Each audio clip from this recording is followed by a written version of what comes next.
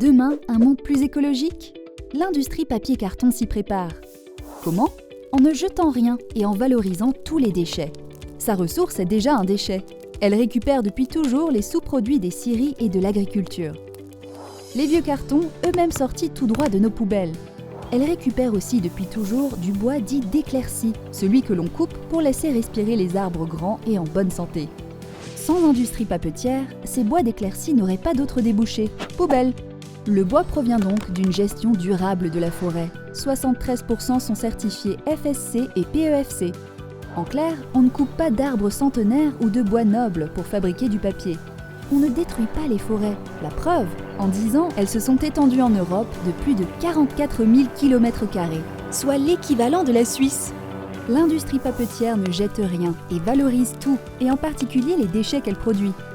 Par exemple, les papetiers pourraient jeter les écorces de bois, mauvais pour la pâte à papier. Non, ils préfèrent les transformer en énergie. Ils les brûlent dans des chaudières biomasse. Des chaudières biomasse de cogénération qui produisent de la chaleur et de l'électricité verte. Ils récupèrent aussi, après les opérations d'épuration et de désancrage de leurs vieux papiers, les boues ou les autres eaux usées. Parfois même celles des villes. Ils les transfèrent dans des méthaniseurs. Là, elles fermentent et se convertissent en gaz. Du biogaz, plus précisément. Toutes ces énergies alimentent les usines de papier elles-mêmes. En Europe, la biomasse représente 60% de leur consommation énergétique. Elles alimentent aussi d'autres entreprises implantées à proximité, dans une logique d'écologie industrielle. Elles pourraient aussi alimenter des logements. L'industrie papetière transforme ainsi 99% de ses propres déchets en énergie, ce qui fait d'elle une vraie championne de la valorisation des déchets.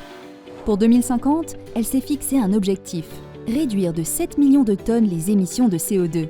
L'industrie papier-carton prépare l'avenir. Bonne nouvelle, elle recrute. Ça vous intéresse? Contactez les CFA du papier-carton.